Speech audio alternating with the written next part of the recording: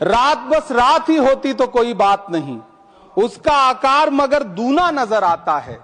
जितने चमकीले सितारे थे वो सब डूब चुके, सारा आकाश बड़ा सूना नजर आता है। बुलबुलें खुश थी उम्मीदों के तराने गाए, लेके पतझड़ से बहारों को चमन सौंप दिया। अब तो मासूम गुलाबों की ये घायल खुशबू शीश धुनती है कि खारों को चमन सौंप दिया। तुमने क्या काम किया उनके अभावों के लिए, जिनकी मेहनत से तुम्हें तख्त मिला, ताज मिला।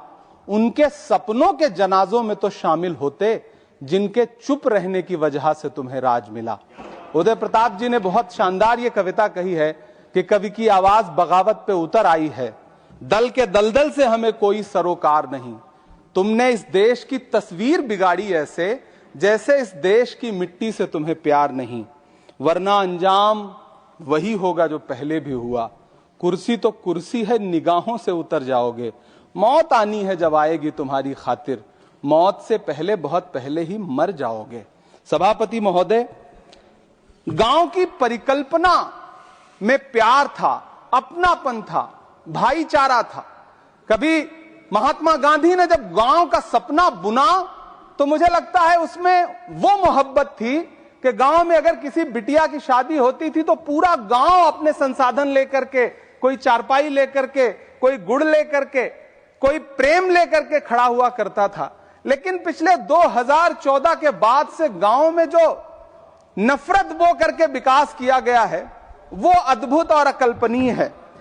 हालत यह है, हम जिस गांव में पैदा हुए उन गांव में कोई सीताराम चाचा, कोई भगवती चाचा हम लोगों की उंगली पकड़ करके चौराहों पर हमें मिल जाता था, आशीर्वाद भी देता था और डांटता भी था।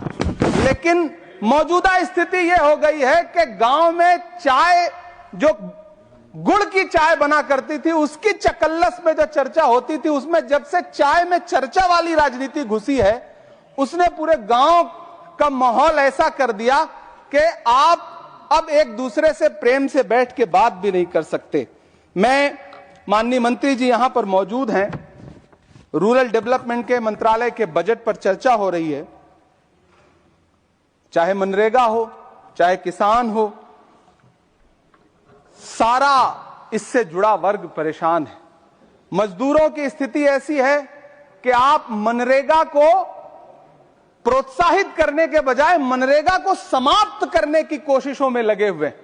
सच बात यह है कि राज्यों पर भार डाल करके आप मनरेगा खत्म कर देना चाहते हैं और उसके लिए आपने नाम लिया है कि आप उसका नाम बदल करके बीग्राम जी करके उसके पीछे आप इसको छुपा लेंगे। गांव में सड़कों की स्थिति खस्ता हाल है, चाहे उत्तर प्रदेश हो, चाहे मध्य प्रदेश हो, चाहे गुजरात हो, चाहे राजस्थान हो। गांव में सड़कों की स्थिति ऐसी है कि किसी गर्भवती महिला को अगर अस्पताल ले जाना हो तो सड़कें ऐसी हैं कि उन पे चलने वाले वाहन शायद अस्पताल तक महिलाएं पहुंच भी नहीं पाती हैं, उनका प्रसव रास्ते में ही हो जाता है। महोदय, गांव में हालत यह है कि किसान आपके सामने सरकार के सामने लगातार अपनी मांगे लेकर के खड़ा रहा, लेकिन इस सरकार ने दिल्ली के रास्ते की तरफ कूच करने वाले किसानों की राह में फूल नहीं बिछाए बल्कि कीलें बिछाई। 750 से ज्यादा किसान शहीद हुए। कीमत तो बहुत बढ़ गई शहरों में धान की, लेकिन विदा न हो सकी बेटी किसान की। मौका मिला तो लोगों ने कुर्सी के वास्ते तस्वीर ही बिगाड़ दी हिंदुस्तान की। सभापति महोदय, इस सरकार में बातें तो बड़ी बड़ी रही। बजट की बात करके यह कहा गया कि गांव का विकास करेंगे, लेकिन प्रधानमंत्री की जो आवास योजना है, प्रधानमंत्री आवास योजना के तहत गांव में आवास बनते हैं और इनकी राज्य सरकारें उन आवासों पर बुलडोजर चलाती हैं। ऐसे कई मामले अलग अलग राज्यों में देश के सामने हैं। आप कहेंगे तो मैं पटल पर रख दूंगा, अभी हाँ पटल पर रख दूंगा, ऑथेंटिकेट कर दूंगा। महोदय, जब पीएम आवास योजना के तहत बनने वाले घरों पर बुलडोजर चलेंगे तो आप गांव के कौन से विकास की परिकल्पना कर रहे हैं? गांव को तो आपने भगवान भरोसे छोड़ दिया है। गांव में रहने वाला किसान अपनी मेहनत से अगर अन्न उपजा रहा है तो आप उसकी एमएसपी भी नहीं दे पा रहे हैं, आप उसको सहायता नहीं दे पा रहे हैं, बल्कि धन्ना सेठों की सरकार बना के रख दिया है आपने।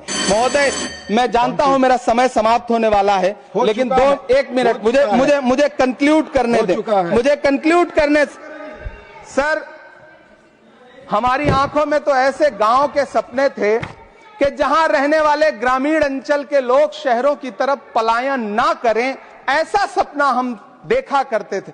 लेकिन गांव में डेवलपमेंट के नाम पे इस सरकार ने मूलभूत सुविधाओं से भी गांव को वंचित रखा हुआ है, जिसकी वजह से गांव पलायन करके शहर की तरफ भाग रहे हैं और गांव के गांव खाली होते जा रहे हैं। कोई खुशबू न कोई फूल न कोई रौनक, उस पे कांटों की जहालत नहीं देखी जाती। हमने खोली थी इसी बाग में अपनी आंखें, हमसे इस बाग की हालत नहीं देखी जाती।